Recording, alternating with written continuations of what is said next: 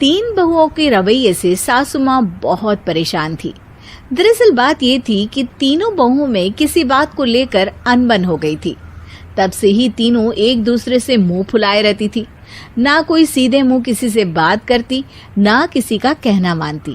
पड़ोसी भी इस बात को जानते थे और जाने कैसे कैसे बातें भी करते। इसीलिए सासू माँ ने तीनों बहुओं को तुरंत अपने कमरे में बुलाया। मैं कई दिनों से देख रही हूँ, तुम तीनों अलग अलग सारे काम कर रही हो। ये सब नहीं चलेगा, तीनों को मिलकर ही काम करना पड़ेगा। सास की बात सुनकर एकदम से बड़ी बहू बोल उठती है। नहीं मम्मी जी, मैं इन दोनों के साथ कुछ नहीं कर सकती। मैं इस घर की बड़ी बहू हूँ, फिर भी ये मेरा कहना बिल्कुल भी नहीं मानती। अरे जेठानी जी, जानबूझकर मुझे डबल काम करवाती है आप। और छोटी मुझसे टेढ़े मुंह ही बात करती है। इन दोनों के बीच हमेशा सैंडविच बन जाती है मेरी, और मैं हमेशा आलू की तरह बीच में मसली जाती हूँ। मम्मी जी, इन दोनों को लगता है कि मैं छोटी हूँ तो इनके पैरों तले दब जाऊंगी, लेकिन नहीं, मेरा भी उतना ही अधिकार है जितना इन दोनों का है। बड़ी आई दोनों मेरी चुगली करने के लिए, मुझे क्या कम समझ रखा है। तीनों बहू एक दूसरे से बहस करने लगती है और सास दोबारा ये देखकर टेंशन में आ जाती है और सबसे कहती है, चुप हो जाओ, अब से तुम तीनों सारे काम एक साथ करोगी, आंख बंद करके एक दूसरे की बात सुनोगी। तुम तीनों इस बात को गांठ बांध लो, वरना अगली छुट्टियों में तुम्हारा अपना मायके जाना कैंसिल। सास की बातें सुनकर डर के मारे तीनों हामी भर देती हैं। जी मम्मी जी, मैं समझ गई। हाँ मम्मी जी, जैसा आप कहें। आप जो कहेंगी मैं वही करूंगी। तीनों बहू सास की बात को गांठ बांध लेती है और वादा करती है कि अब से सारे काम वो तीनों एक साथ मिलकर ही करेंगी। ये सब देखकर सास खुश हो जाती है और वहां से चली जाती है। नीचे जाकर वो देखती है कि घर में शर्मा जी आए हुए होते हैं। सास जोर से आवाज लगाकर कहती है, अरे बहू, जरा चाय बनाकर तो लाना, शर्मा जी आए हैं। सास की बात सुनकर तीनों बहू तुरंत किचन की ओर भागती है और चाय बनाना शुरू कर देती है। मुझे तो एकदम मसाले वाली कड़क चाय पसंद है, तो हम शर्मा जी के लिए मसाले वाली चाय ही बनाएंगे। अरे नहीं दीदी, गर्मी के मौसम में मसाला चाय कौन पीता है? मैं तो शर्मा जी के लिए इलायची वाली चाय ही बनाऊंगी। ये कैसी बात कर रही हैं आप दोनों? मेरी मम्मी ने सिखाया है कि मेहमान को ज्यादा दूध और शक्कर वाली चाय देनी चाहिए, वरना वो घर वालों को कंजूस समझते हैं। तो मैं तो शर्मा जी को ऐसी ही चाय दूंगी। तीनों बहुएं अपने अपने तरीके से चाय में शक्कर, मसाला, पत्ती सब डाल देती है। उबलने के बाद तीनों मिलकर चाय बाहर लेकर जाती है और शर्मा जी और सासू माँ को देती हैं। चाय पीने के बाद शर्मा जी सासू माँ को देखकर शर्मा जाते हैं और शर्मिंदा महसूस करते हैं कि आखिर उन्होंने चाय पीने के लिए हामी क्यों भरी।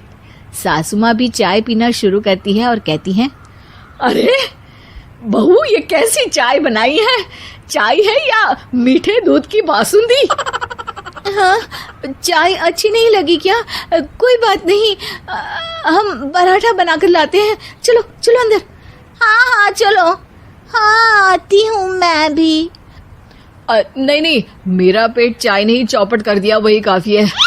पराठे से पोपट नहीं करवाना, मैं तो चलता हूँ।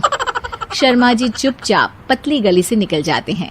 अगले दिन सास बहुओं से कहती है, अरे बहू, जाओ जाके ऊपर के गेस्ट हाउस की सफाई कर दो। कल हमारे यहाँ मेरे दूर के रिश्तेदार आने वाले हैं, तो पूरे कमरे को चमका देना, समझी? तीनों बहू सास की बात को मानकर ऊपर सफाई करने चली जाती हैं और तीनों कमरे की सफाई चालू कर देती है। बड़ी बहू मकड़ी के जाले साफ करती है, तो बीच वाली झाड़ू लगाना और छोटी वाली सर्फ डालकर जमीन धोना शुरू कर देती है। अरे दीदी, जेठानी जी, अभी मैंने पूरी फर्श धोई और आप फिर से धूल नीचे गिरा रही हैं। और मछली जेठानी जी, आप बिना झाड़ू की धूल यहाँ छटक रही हैं। अरे तीनों को साफ करना है, एक साथ सफाई करते हैं ना। अरे वही तो, हम साथ साथ हैं, घर साफ साफ है। तीनों बहू ऐसे ही काम में उलझ जाती है और 2 घंटे तक एक ही कमरे की सफाई करती रहती है। बहुत देर से अपनी बहुओं को ना देखने के कारण सास ऊपर कमरे में उन्हें देखने जाती है, लेकिन कमरे में घुसती ही वो गीली फर्श पर फिसलने के कारण नीचे गिर जाती है। ओरी मोरी मैया, हड्डी मरोड़ के रख दी। आए मेरी तो कमर ही टूट गई रे। तीनों बहुएं सास को उठाती हैं और बिस्तर पर सुला देती है। अरे मेरे हाथ पैर दर्द कर रहे हैं, दबा दो आराम मिलेगा। हाँ जी माँ जी। अरे जी माँ जी माँ जी। और तीनों बहुएं एक साथ सास के हाथ को दबाना शुरू कर देती हैं।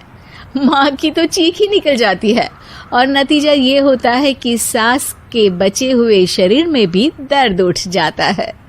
हाय राम, ये क्या कर दिया तुम तीनों ने। अरे मेरी तो किस्मत ही फूटी है कि तुम जैसी बहुएं मुझे मिली। हे भगवान, पूरे शरीर में दर्द बढ़ गया है। अब तो पता नहीं कि चल भी पाऊंगी या नहीं। माफ करो, मुझे गलती हो गई मुझसे कि तुम तीनों को एक साथ काम करने के लिए बोला। सोचा था तीनों मिलके अच्छे से काम करेगी, लेकिन बड़े बुजुर्ग सही कहते थे कि 3 तिगाड़ा काम बिगाड़ा। तुम लोगों ने ये बात ना आज साबित करके दिखा दी। तुम तीनों को तो समझाना यानी मानो भैंस के आगे बीन बजाना है। तुम्हें अकेले अकेले काम करना है ना, तो अब से तुम अकेले ही अपना अपना काम करो। तीनों बहुएं वहां से जाने लगती है। अरे कहाँ जा रही हो? आप ही ने तो कहा कि अपना अपना काम तो मुझे मुल्तानी मिट्टी लगानी है। अरे मुझे भी तो नेल पॉलिश लगानी है, मुझे ना मेहंदी लगानी है। सास अपना सर पीट लेती है और कहती है, अरे मुझे भी लगाना है कुछ। क्या माँ जी? क्या माँ जी? क्या माँ जी? तुम्हारे घर वालों को फोन तुम्हारी हरकतें बताने के लिए।